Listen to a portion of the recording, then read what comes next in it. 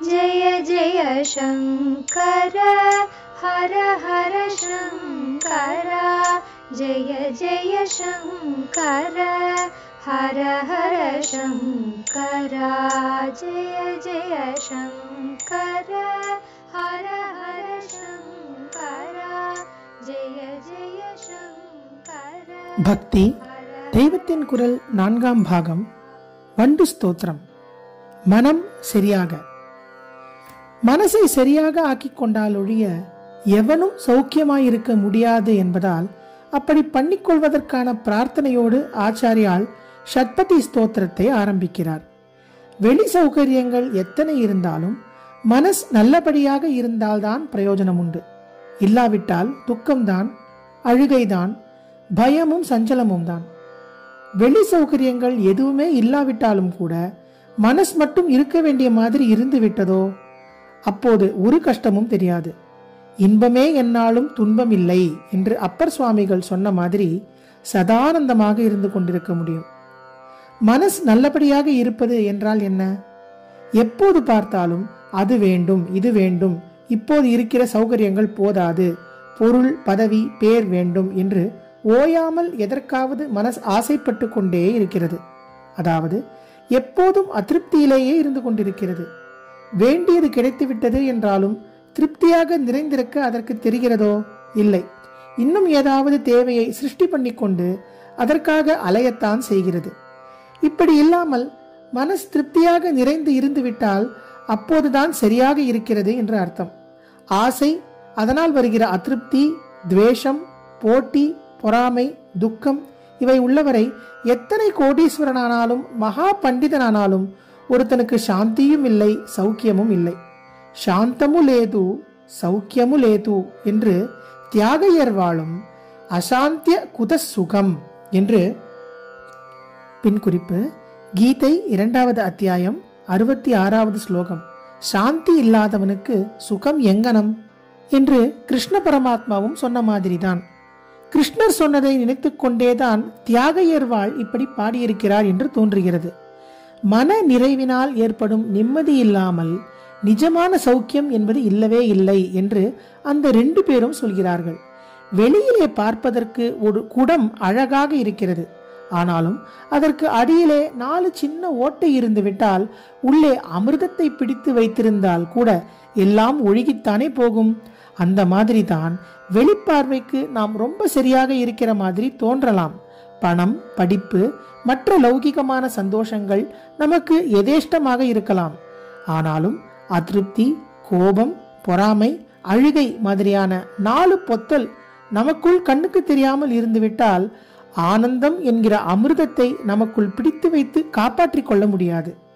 ஆகையினால்தான் ஆச்சாரியால் ஷட்பதி ஸ்தோத்திரம் ஆரம்பிக்கும் போதே நம் மனசில் இருந்து கெட்ட உணர்ச்சி, வேகங்கள், அசுத்தங்கள் எல்லாம் போய் அது சுத்தமாக வேண்டும் என்று எடுத்து காட்டியிருக்கிறார். அப்படி ஆவதற்கு பகவானிடம் பிரார்த்தித்து விட்டால் போதும். அவன் கிருபையாலே இதை சாதித்துக் கொள்ளலாம் என்று வழிகாட்டியிருக்கிறார். அவிநயம் அபநய விஷ்ணோ தமய மனஹ சமய விஷய மிருக திருஷ்ணாம் பூததயாம் விஸ்தாரய தாயாய சம்சார சாகரதக. இது ஷட்பதி முதல் ஸ்லோகம்.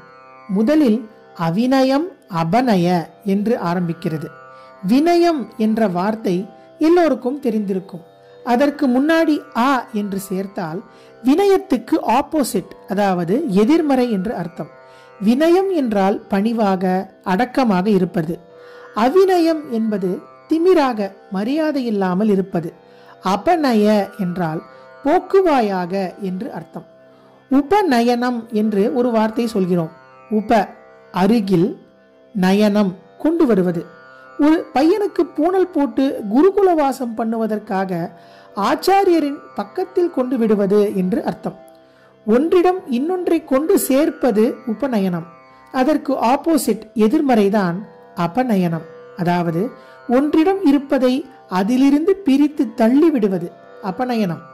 நம்மிடம் இப்போது திமிர்த்தனம், கொழுப்பு, அடங்காமை, அதாவது அவிநயம் இருக்கிறது. இதை நம்மிடம் இருந்து பிரித்து தள்ளுமாறு, அதாவது அபநயனம் செய்யுமாறு சாக்ஷாத் ஸ்ரீ மகாவிஷ்ணுவிடம் ஆச்சாரியால் பிரார்த்திக்கிறார். இதுதான் ஷட்பதி ஸ்தோத்திரத்தின் ஆரம்பம். அவிநயம் அபநய விஷ்ணு, விஷ்ணு ஹே விஷ்ணுவே என்று நேரே பகவானை நிறுத்தி வைத்து கூப்பிடுகிற மாதிரி கூப்பிட்டு பிரார்த்திக்கிறார்.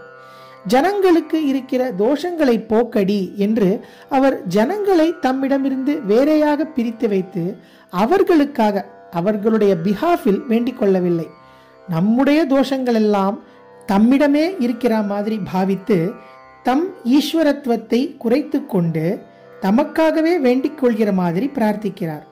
தமக்காக உலக ஜனங்களுக்காக என்று பிரித்து கூட காட்டாமல் எல்லோருக்கும் பொதுவாக வினயமில்லாமையை போக்குவாயாக என்று ஆரம்பிக்கிறார். அவினயத்தை போக்கு என்று ஆச்சாரியால் பிரார்த்திக்கிறார் என்றால் வினயத்தை உண்டாக்கு என்றே அதற்கு அர்த்தம். இப்போது நம்மிடம் இருப்பது அவினயம்தானே, இல்லாதது வினயம். அதனால்தான் வினயத்தை உண்டாக்கு என்பதாக இல்லாததை கொண்டு வரச் சொல்லாமல் நம்மிடம் இருந்து கொண்டு கெடுதல் பண்ணும் அவினயத்தை போக்கு என்கிறார். ஜெய ஜெய சங்கர, ஹரஹர சங்கர, மகாபிரியவா சரணம். जय जय शंकर हर हर शंकर, जय जय शंकर हर हर शंकर, जय जय शंकर.